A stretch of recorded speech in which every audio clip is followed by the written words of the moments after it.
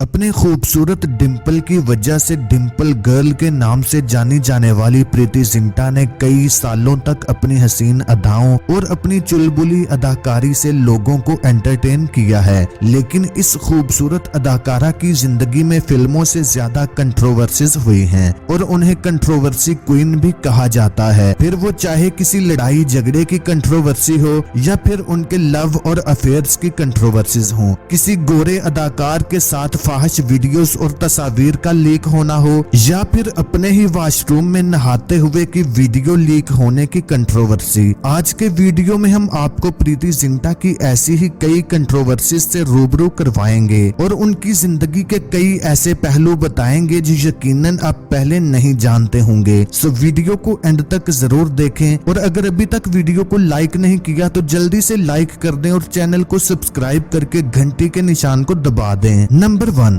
प्रीति जिंटा 31 जनवरी 1975 को शिमला में पैदा हुई। प्रीति के फादर इंडियन आर्मी में थे, लेकिन प्रीति अभी सिर्फ 13 साल की थी जब उनके फादर की एक कार एक्सीडेंट में डेथ हो गई। इस कार में उनकी वालिदा भी मौजूद थी, वो भी बुरी तरह से जख्मी हो गईं और 2 साल तक बिस्तर पर रहीं। प्रीति ने बताया कि ये उनके लिए बहुत ही मुश्किल वक्त था, लेकिन इस हादसे ने उन्हें वक्त से पहले ही मैच्योर कर दिया, जिसका उन्हें जिंदगी में बहुत फायदा हुआ। And bad things happen to everybody.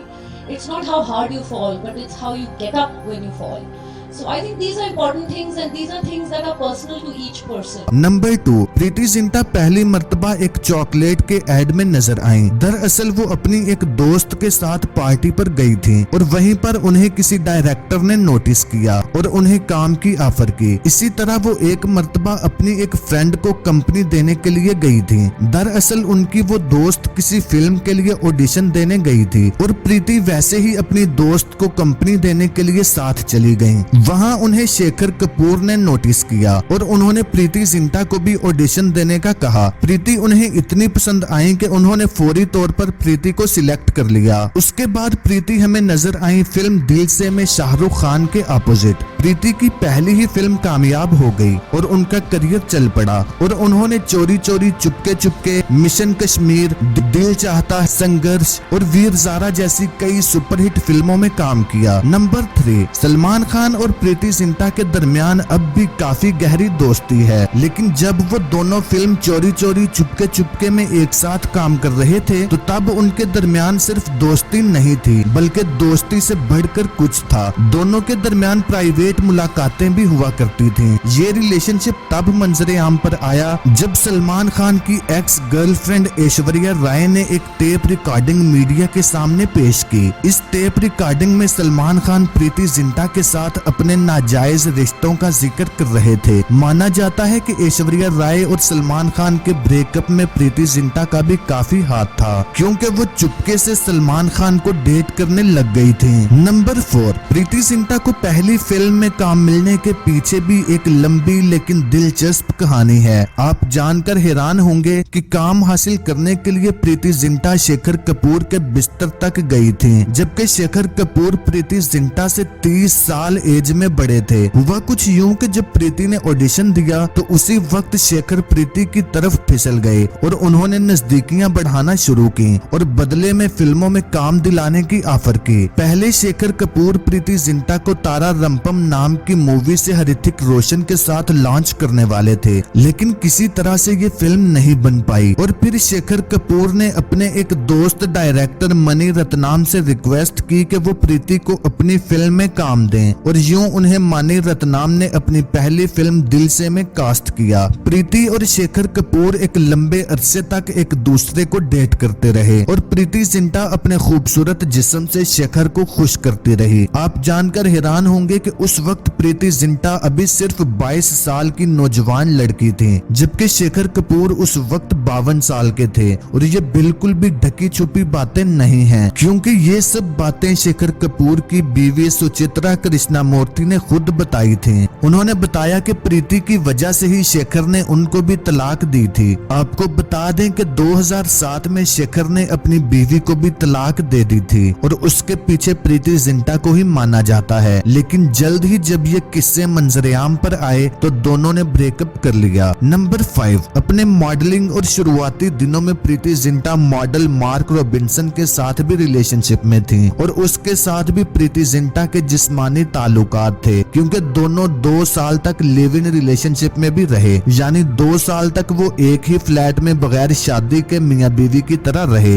Robinson से ब्रेकअप के बाद प्रीति का नाम जुड़ा एक और मैरिड एक्टर लॉर्स कजेल्सन के साथ। पहले तो प्रीति इस रिश्ते से इनकार करती रही, लेकिन जल्द ही हकीकत खुलकर सामने आ गई जब उन दोनों की कुछ फोटोज लीक हुई। इन फोटोज में वो दोनों छुट्टियां मनाने कहीं बाहर गए थे। इन फोटोज में दोनों आपस में बहुत ही कैजुअल नजर आ रहे थे, यहाँ तक कि प्रीति ने सिर्फ बिकिनी पहन रखी थी और लॉर्स शर्टलेस थे। नंबर 6, एक अफेयर जो प्रीति जिंटा का सबसे ज्यादा मशहूर हुआ वो बिजनेसमैन नेस वाडिया के साथ था। ये रिश्ता कोई 5 साल तक चला और दोनों हंसी खुशी एक साथ रह रहे थे। दोनों की मुलाकात एक टीवी शो पर हुई और यही मुलाकात उन्हें Aahista Aahista live in relationship तक ले गई। दोनों हर जगह पब्लिकली भी हाथों में हाथ डाले नजर आते, यहाँ तक कि दोनों बिजनेस पार्टनर भी बन गए। दोनों ने मिलकर IPL में किंग्स 11 पंजाब की टीम खरीदी। लोगों को लग रहा था कि दोनों जल्द ही शादी भी कर लेंगे, लेकिन हैरानी उस वक्त हुई जब प्रीति जिंटा ने नेस वाडिया के खिलाफ मोलेस्टेशन का केस दर्ज करवा दिया। प्रीति ने पुलिस को बताया कि नेस वाडिया ने उन्हें पब्लिकली मोलेस्ट किया और लोगों के सामने उन्हें गालियां दी और वो अक्सर उन पर मारपीट भी करते हैं, यहाँ तक कि उन्होंने अपने बाजुओं पर जले हुए के निशान भी दिखाए जो कि नेस वाडिया ने जलाए थे। खैर काफी वक्त तक कोर्ट में केस चलता रहा और आखिरकार दोनों की राहें जुदा हो गईं। नंबर 7, खबरों की माने तो नेस वाडिया के साथ ब्रेकअप की वजह प्रीति जिंटा की क्रिकेटर युवराज सिंह के साथ बढ़ती हुई नजदीकियों को माना जाता है। रिपोर्ट्स के मुताबिक प्रीति और युवराज सिंह ने भी एक दूसरे को डेट करना शुरू कर दिया था और दोनों के दरमियान नजदीकियां इतनी बढ़ गई थी कि प्रीति जिंटा ने कई मर्तबा स्टेडियम में ही युवराज सिंह को पब्लिकली किस भी किया और अक्सर वो एक दूसरे को हग भी करते। और प्रीति ने युवराज को अपनी टीम किंग्स 11 पंजाब का कैप्टन भी बनाया था, लेकिन ये रिश्ता भी कोई ज्यादा नहीं चला और जल्दी ही प्रीति का युवराज से भी दिल भर गया और उन्होंने ऑस्ट्रेलियन क्रिकेटर ब्रैटली को डेट करना शुरू कर दिया। दोनों अक्सर प्राइवेट रूम्स और पब्स में मुलाकातें करते। एक मर्तबा तो जब प्रीति और ब्रैटली एक पब में एंजॉय कर रहे थे तो मीडिया को इसकी खबर हो गई और पब के बाहर मीडिया के लोग जमा हो गए। जब पब की इंतजामिया को ये पता चला तो उन्होंने जल्दी से पीछे के रास्ते से प्रीति और ब्रैटली को बाहर निकाला। नंबर 8, बहुत कम लोग जानते हैं कि फिल्म चोरी चोरी चुपके चुपके के पीछे अंडरवर्ल्ड का हाथ था और इस फिल्म को खास अंडरवर्ल्ड डॉन दाऊद इब्राहिम के कहने पर बनाया जा रहा था। 90 की दहाई में मुंबई पर अंडरवर्ल्ड का राज था और हर कोई उनके डर और धमकियों से कांपता था।